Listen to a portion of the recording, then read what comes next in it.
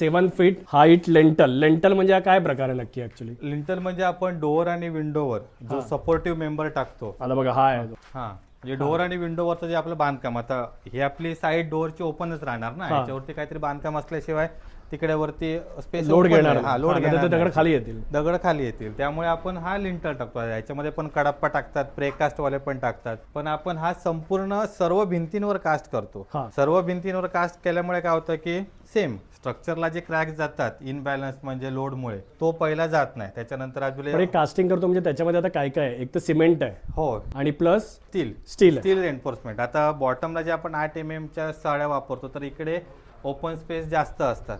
तिकडे कसं प्लिंथला wall to wall असतात, त्यामुळे तिकडे आपल्याला लोडचा तेवढा प्रश्न येत नाही. पण इकडे आपल्याला स्टील डिझाईन चेंज करावं लागतं. आता समजा 4 फुटाची 5 फुटाची विंडो असेल, तर तो वरचा दगडांचा लोड जास्त होणार, मग त्या ठिकाणी आपल्याला 10 mm चे बार वगैरे टाकावे लागतात. ओके 10 mm म्हणजे क्वालिटी ऑफ स्टील वाढवावी लागते. ओके, तुम्ही आता हे जे लेंटल फिरवलेलं आहे, तर ऑप्शन तुमच्याकडे दोन्ही आहेत की तुम्ही हे लेंटल सगळंच्या सगळं फिरवा किंवा तुम्ही फक्त दरवाजापुरतं फिरवा. ओके, इथे हा दरवाजापुरतं फिरवलं, हे दरवाजापुरतं फिरवलं.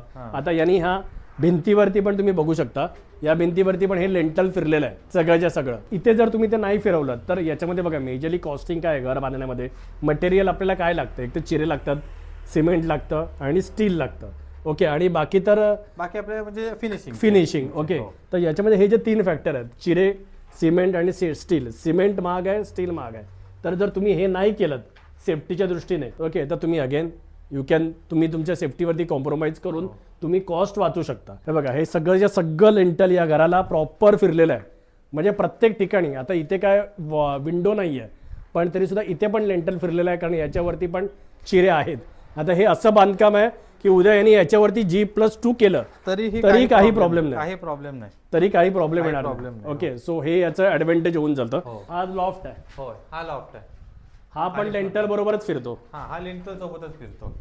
सामान वगैरे पण आपण वरती ठेवू शकतो रूम मध्ये आणि मजबूत झालं. Okay, same thing with the bathroom slab. आता इथे आता बघा, हा इथे आहे हा बाथरूम स्लॅब. ओके, हा बाथरूम स्लॅब आहे, तर हा तुमचा लेंटल बरोबरच फिरला ना. आता कास्ट होतो, सोबतच कास्ट होतो. आणि तो आपण 7 फूट हाईटला ठेवतो, जेणेकरून वरची आहे ते पाण्याची टाकी किंवा काय आपले इन्व्हर्टर वगैरे असतात, सामान असेल तर ते आपण त्या ठिकाणी स्टोअर करून ठेवू शकतो. ओके, सो लेंटल बरोबरच आपला बाथरूम स्लॅब पण होऊन जातो. ओके, विंडो सज्जा म्हणजे विंडो एक्सटर्नल बाहेरचा. हे आता गॅलरी असल्यामुळे हा इकडे विंडो सज्जा छोटा आहे. हे आपण 15 इंच येत येतो लांबीला, 15 इंच, 1.5 फुटाच्या आत. ओके,